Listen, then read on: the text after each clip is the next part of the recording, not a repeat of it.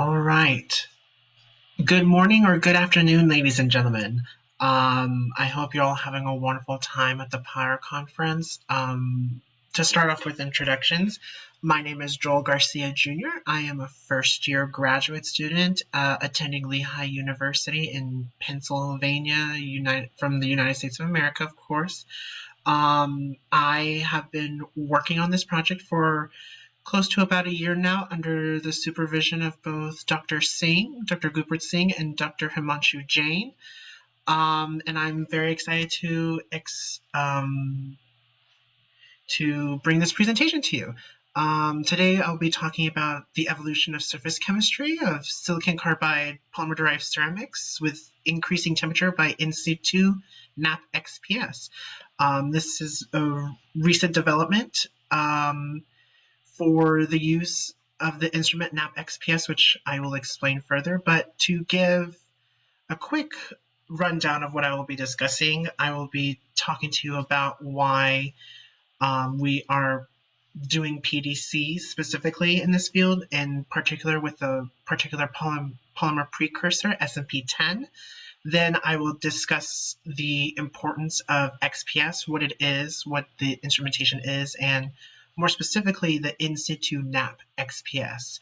And then finally, we will discuss what findings have we found from our experiments, and we will conclude with future works that we plan on doing. And before we go on further, I'd like to thank the NSF PIRE Program Foundation for supporting this work, as well as Dr. Singh, specifically for the production of these samples that I analyzed for them. So without further ado, let me click on here real quick. To begin, a quick background work on PDCs. There have been a wide range in the past 30 years of polymer-derived ceramics, or better known as PDCs, and their evolution towards their applications in both research and in industry. The reason for their application is because of their high temperature tolerance, as well as their ability to withstand a lot of chemical oxidations. They have great chemical durability, and in certain cases, depending on the material or precursors used to develop these PDCs, they are a great semiconductors. So that as well has been a booming industry in recent years.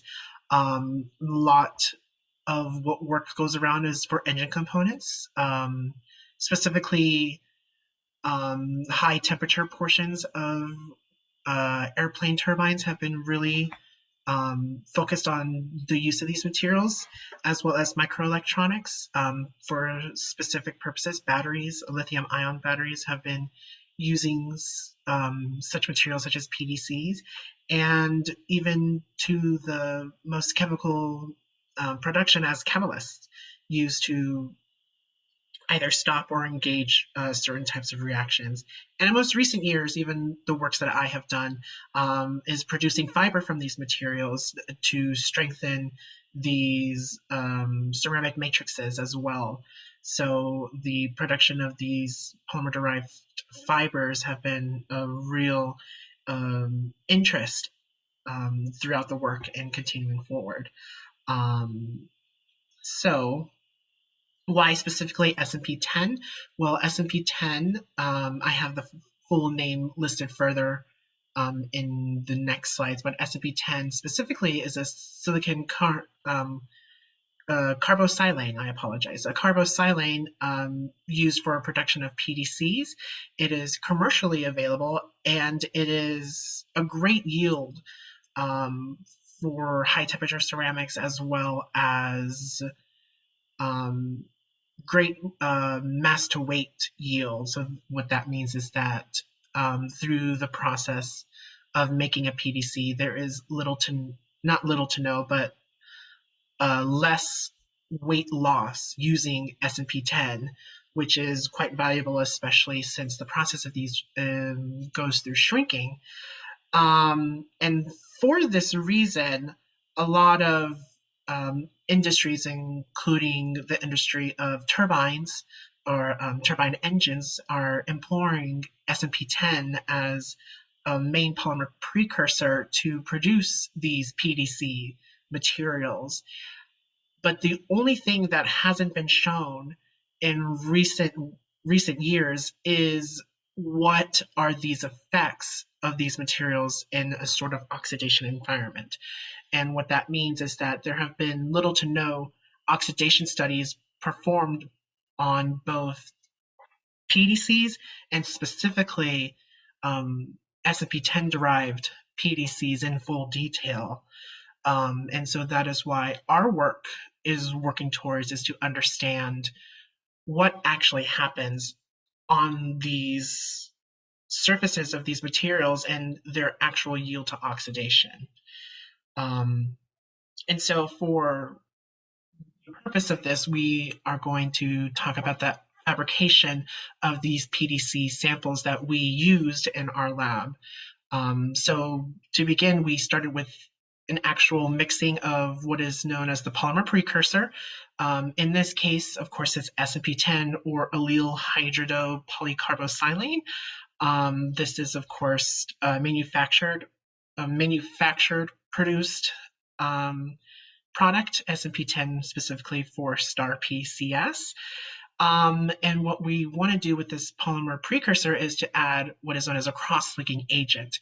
And so at the next step, we want this agent to actually create longitudinal bonds between the polymer precursor to strengthen it, kind of chemical weaving, as is better known in polymer sciences. And so there are many different cross-linking agents, but the ones that we are specifically using is known as diacetyl peroxide, or DCP. And mixing these two together can be quite difficult, but the yield is a lot better and a lot more suitable for that. So from this mixture, we begin what is known as cross-linking, and this is essentially going to bake the sample. And I say bake loosely, only because these baking times require a long hour with a lower temperature. And so, of course, for the sample shown on the left, the example of the cross-link sample made of SNP10 and DCP, that was placed in a furnace for 24 hours at a constant temperature at 150 degrees Celsius. And so what that means is that it takes a long time to make sure that the full matrix has been cross-linked together. The next step is the most important, and that is the pyrolysis step. This is the step in which the ceramic or the polymer itself becomes a ceramic. And so we need a much higher temperature, and by much, I mean much greater than that used for the cross-linking. And we can do it for either the same period of time or for less time. Usually at this step is where weight loss occurs. And so it's very, very careful, needs careful watch and attention to make sure there is not loss of mass, a complete loss of mass, but also to make sure that the sample has been fully pyrolyzed. And we can see that in the image to the right, which is the samples that we used for this analysis. These are about a centimeter thick, the largest on the left-hand side, and the rest are a couple millimeters in diameter, almost not quite as test, but still very, very small. And these samples can tend to be very, very brittle, as well as have some high strength yield to them still, which sounds like a juxtaposition, but on this small scale, it actually is beneficial. And so for these samples, the analyzed sample on the right was cross-linked at, again, 150 degrees in air. It doesn't necessarily need to be in air. There are other samples that are pyrolyzed in another inert gas or some other atmosphere, but it's primarily chosen just to be in air for 8 hours. And then the samples were pyrolyzed at 800 degrees Celsius in the inert gas argon for about 30 minutes. And And so with these samples, we can then identify the next steps for this, and which is the oxidation studies as follows. And for this purpose, because we actually don't have any reference to the oxidative states of PDCs on the surface level itself, we want to achieve an understanding of what actually is going on these surfaces at the nanoscale, and see what actually happens when we can what we can see on the surface, both pre-oxidation and then post-oxidation, to see if there's any changes on the surface morphology. So an example are the 3 images on the bottom. These images were taken of the pyrolyzed samples in the last slide, pre-oxidation. And so what that means is that these have not been exposed in our apparatus for another oxidation run. And there already is an assortment of differing surface variabilities. Starting from the left-hand side, we have multiple grain boundaries overlapping with each other. Then in the center, we have 2 smooth surfaces almost joined together. And then towards the right, we have random cracks and splits during these things. So it's quite interesting to see all these different types of surfaces available to us, and what does that actually mean in an application, especially in an industry and turbine. We don't want to have cracks in these engines and have some sort of oxidation occur within it. So it is important for us to understand the surface morphology. Does it have any bearing on the strength of it? Would there be some other greater boundary for it? That is our goal for this talk. And so to begin, we are using what is known as an X-ray photoelectron spectrometer, or better known as XPS. This apparatus image is actually from Lehigh University, very, very limited. This apparatus uses monochromatic X-rays to reduce photoelectrons when it comes in contact with the material surface. And these emissions can occur within nanometers of the depth. And so what this means is that when these electrons get passed through the detector, we can actually see the survey of an elemental component as well as specific core level spectra from the surface in real time.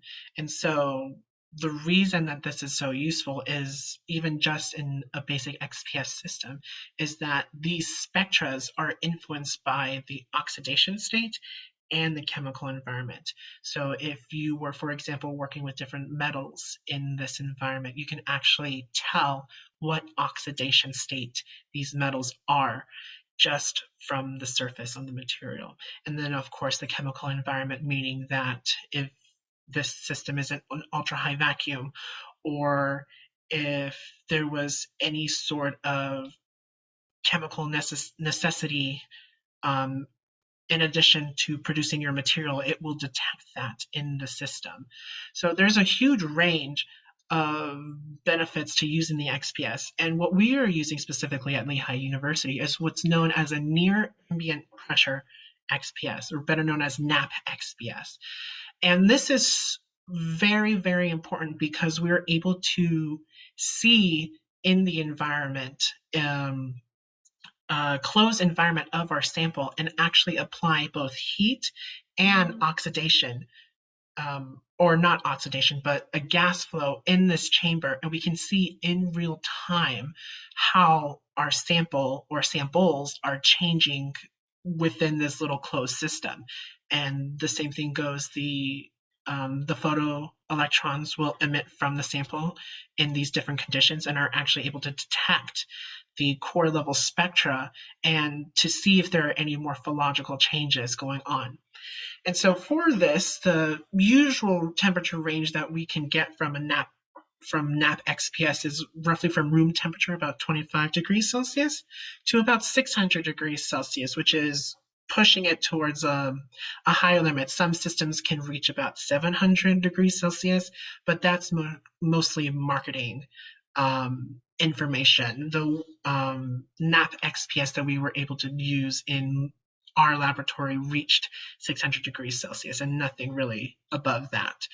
And then a great advantage of using NAP-XPS as well is we can have different atmospheres introduced into our system. And so we can use inert gases such as argon, but what we wish to use further is oxidation gases such as oxygen itself, that is our biggest step, as well as nitrogen and even sulfur dioxide, sulfur gases, which is a future goal of ours. And the best part about this is that this NAP-XPS is very limited. There are not many institutions that actually have access to this. This is a very recent development in the X-ray photoelectron spectrometer market, essentially. So this is a great benefit that we are utilizing for these samples. So again, to reiterate, the benefits is we're able to see what happens to our samples as both temperature increases in these either inert or oxidative gases. And we can see observations of these chemical shifts changing in real time. And the best part about this is that our XPS has a very small spot size, so we're able to get great resolution for our materials. The downsides, or not more the downsides, but the challenges that we're facing currently using the NAP-XPS is because our sample is a PDC or more of an organic sample, we have a lot of charging effects going around. So the low temperature readings vary between each individual scan. The great way to compensate for this is that as the temperature increases in our chamber, then we actually reduce these charging effects, which is a great benefit for us. The other challenge that we are facing is because our SMP10 PDC material is so brittle and our NAP-XPS chamber is so small, we are not sufficiently able to use a bulk sample, an actual solid sample of the surface. So for this experimental results, we actually used a powder form of the sample that was shown previously. And so for this, we won't actually see true surface oxidation occurring on the nanometer level. What we're actually going to see is some sort of general oxidation information that we are looking at from our sample, which is still very beneficial, especially as we progress. I'll tell why, because it's very important further along. So for our experimental design, what we used is, of course, a powder version of the SMP10 PDC that I listed previously. And for this, we used both an ultra high vacuum setting to get a base reading at room temperature 25 degrees Celsius. And then in our NAP-XPS, we actually used 25 degrees Celsius as our base. And then for 300 to 600 degrees Celsius was this continuous heating occurred for our powder sample. And then, of course, the gas we used is an inert gas for argon to eliminate any sort of outside oxidation. The reason for this is because we had to use a powder sample. Some oxygen was supposed to be introduced for this. So we wanted to see if this oxygen played a role in further oxidizing rather than introducing so much oxygen into the system, which could kind of skew our bases. So we began using an argon environment to really eliminate that possibility. And then, of course, we captured survey and elemental spectra for both carbon, oxygen, and silicon, specifically carbon 1s, oxygen 1s, and silicon 2p. What I will show you today is only carbon and silicon because they contain the most information that we want to see. So our survey spectrum actually brought um, 5 different spectra, which in the figure to the left-hand side does not show too much variability, which means very, very good things, meaning that we have consistent placements for our oxygen 1s, carbon 1s, and silicon 2p peaks for peak fitting itself. And for quick note, all these surveys and orbital spectra were peak fitted using an application known as CASA XPS. In case you want to use XPS in the future, we use the peak fitting software CASA XPS, which is very, very good in detail for this. And so from these surveys, we actually will go to the carbon 1s, which the figure on the left-hand side again, we found peak fittings for a carbon-silicon bond, which is depicted as the red, carbon-carbon bonds, which are depicted as blue, and then a carbon-oxygen bond depicted in green. This will be single-bonded carbon to oxygen. And the most interesting factors that we found from the survey and from these orbital peaks is that starting at about 400 degrees Celsius, we actually have a change in the ratio between the carbon-carbon peak and the carbon-silicon peak until it reached an equilibrium about 600 degrees Celsius. And so, for example, between 400 and 500, we had a change in the ratios from about 1.5 to 1.2, but then at 400 we reached 0.6 and then 0.2, meaning that the carbon-carbon bond dominated the system, giving evidence for some morphological changes in the sample itself, of the powder sample itself. And then at 600 degrees, it went back to a high yield of carbon-silicon bond. And this is concurred from the silicon 2 peaks. The reason it's concurred is even though the ratios presented below stay similar all throughout with a slight increase at the 600 degrees Celsius, we found that the actual concentration of a silicon oxide, OX, actually presented itself as an increasing portion for this.